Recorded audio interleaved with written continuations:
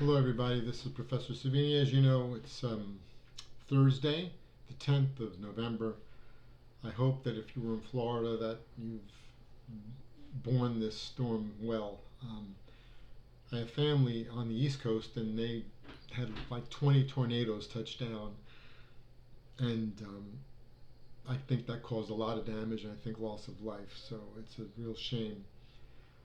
I know some are out with electricity. It's got to be a mess down there, especially on the West Coast. Um, so if you were impacted by it, try to get word to me. I really don't know where all of you live. Um, so let me just say that, and I wish you my best. I'll do what I can to work with you. Um, Let me just go over a couple logistical things. As we go through the discussion threads, they're really, really good. I mean, I'm enjoying reading some of them where you folks are really getting engaged. And I see how you're responding to one another in a very civil, polite way, questioning. And that's great. That's the whole purpose, right, of discourse. You don't censor speech, you allow speech, um, and you want to debate it civilly, politely, respectfully on both sides. Naturally, if you have someone who, you know, uses vulgarities or is not making any logical sense, that's not a real discourse then, okay? That's not what we're talking about. We're talking about intelligent people, professionals who may have a different point of view, coming together and looking to find some common ground to improve the overall product or service that's being considered. So some of you are losing points in a sense because you're either posting late. What I always say is posting late ain't great because one, you don't give your other classmates an opportunity to view your thoughts or to challenge you. And also a lot of you that post late, what I mean pretty much the day the thread is due, you may also try to interact with some students, but they've moved on. So don't think that fools me in a sense of saying, oh wow, you've tried. Yes, you've tried, but at the last hour. You are to try to post as early as possible, seek out people that you may or may not know, and you know, if you agree with their point of view, that's fine, but I'm really looking for ways where you don't agree and how you work those out in your discussion threads. So if you're a poster and someone comments on your thread and you don't respond, I take that into consideration too. So please understand, I'm going to continue to be a little nitpicky on your discussion threads, okay? Some of you are going to say, well, Professor, we found you to be nitpicky on everything. Okay, that's fair. I won't argue that. But I will say, I will give you an extra credit. I'm kind of undecided as to which one right now, but I got a couple little extra credit projects I can award for lost points. But let me just say, we've moved off of Module 5 where we talked about these meta-ethical theories, right, that Boss puts forward. You've got the emotivism one, which is basically there are no moral truths. Do what you want. No one can tell you what's right or wrong. Okay. Then you have those relativist theories where basically, hey, a morality is what you say it is. It doesn't matter what the government says, your neighbor says, it's what you think is moral. Okay, so if it's moral to steal from your neighbor, and I'm being facetious here, then it's moral for you, okay? As opposed to the universalist theory, which says, hey, we're all under the same rubric, right? Where the truth, the morality, is the same for everyone. So it's very interesting because you probably have met people maybe in each of these categories, right? So this is why our job, to be good communicators, to be good public servants, is to understand you're going to have people in all these camps, right? And they're not always that clear cut. but through critical thinking, polite discourse, maybe there could be a meeting of the minds between an emotivist and someone who's more of a universalist, and maybe you can meet. And that's the whole purpose, right, of debate, civility. Um, and we need it more and more in public service. So think about that. And what I would do for an extra credit, if you want, and it's completely voluntary, a one-page write-up, no more than a page. I can't take it. Believe me, it's too much. There's a lot of reading on my job here, so please limit it to a page. But let me ask you, based upon the social compact theory that we in the United States operate under, and most democratic republics operate under,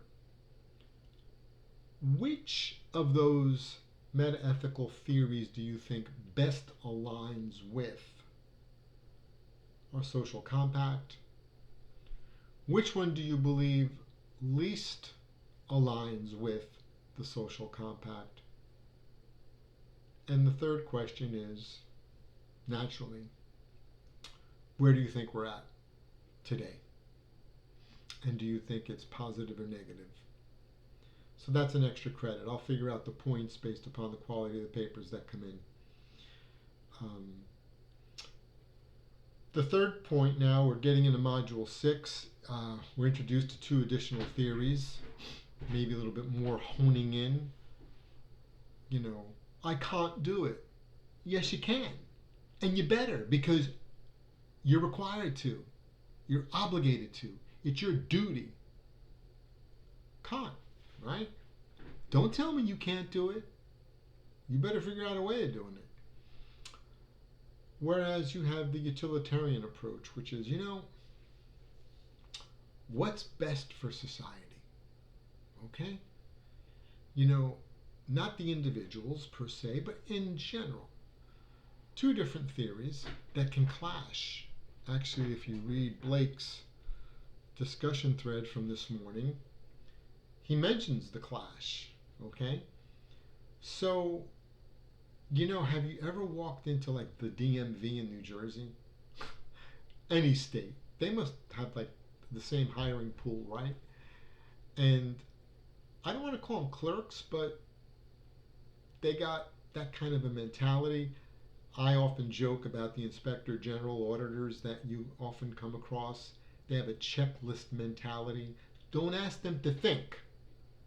If it's not on the checklist, on the audit program, if they don't match the right source document, that's it. They don't, blinders, kind of thing. So that's kind of like a deontological approach where, I'm just doing my job, man. If it ain't on the form, I'm sorry. If you ain't got it, you ain't getting. That's the way it goes. Whereas the universalist approach might be, yeah, you're not on my checklist. Yeah, you don't have everything together, but let me just see here. I do see we gave you a driver's license last year. You might have forgotten to bring in your social security card or passport today, but it was verified, last year, whenever you did receive. I can go ahead and, because it's good for society that you are recognized as a driver, you get your insurance, your car registered, whatever. I'm kind of making up 2 different examples of if you will, of the 2 approaches. But they do clash. Now, Blake makes an interesting point, and I'm asking him a bit about it. But when I read his post, I started wondering, do our ethical frameworks, do we put them on like different hats or scarves, right? Depending upon the weather, how cold it is. I personally think that we all operate under different ethical frameworks, depending upon the circumstances we're in. I do believe, though, the underlying core values and principles are pretty much static from framework to framework. Okay? That I do believe.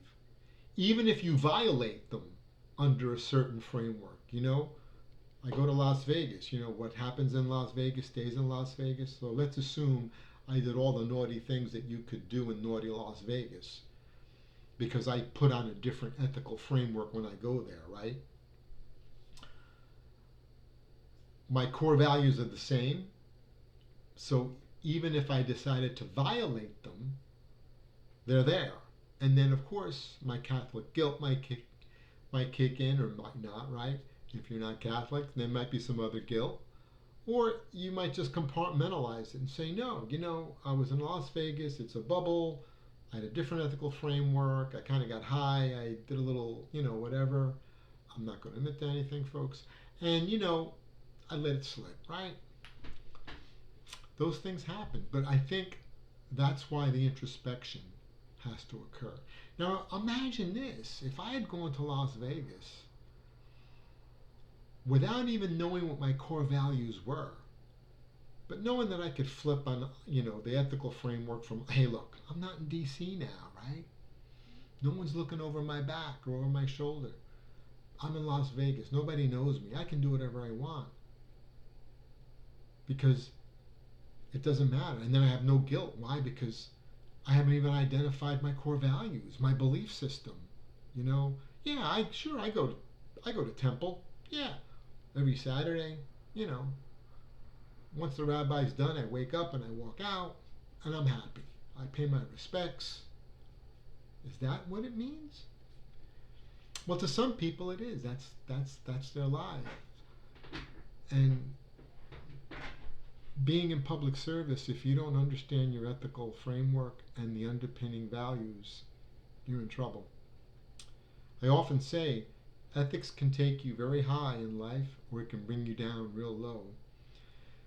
Because part of your challenge in paper one was to identify weaknesses or challenges to your integrity and competence. Some of you had a really hard time, and there are two of you still struggling with that, I could tell. If you don't understand your vices, your weaknesses, you're a prime target for failure in public service. And we have enough of those. So I am hoping through this course that you can identify those weaknesses and not become a Senator Bob Menendez who at the end of the day, man, made some pretty bad mistakes. And he's not the only one. And they're on both sides of the aisle. They're all over.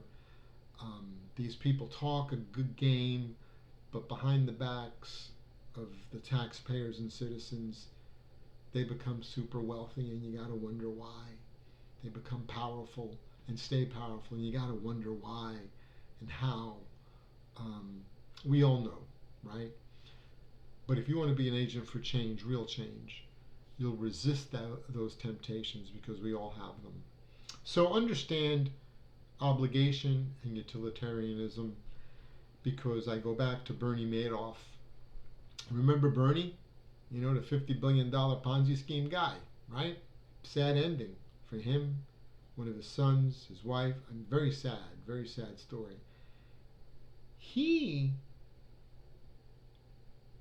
was at first a utilitarian in the sense that he wanted to benefit all of his investors, all of them. Then it got to the point where he knew he was in such deep trouble. It became a duty for him to continue to defraud, to rob Peter to pay Paul. That's probably the better example of how you can have this bipolar approach to these two theories. Okay? Think about that. Okay, paper 2 and 3. Now remember, paper 1, integrity, competence, and actually a subtitle, courage, should be addressed in your future papers.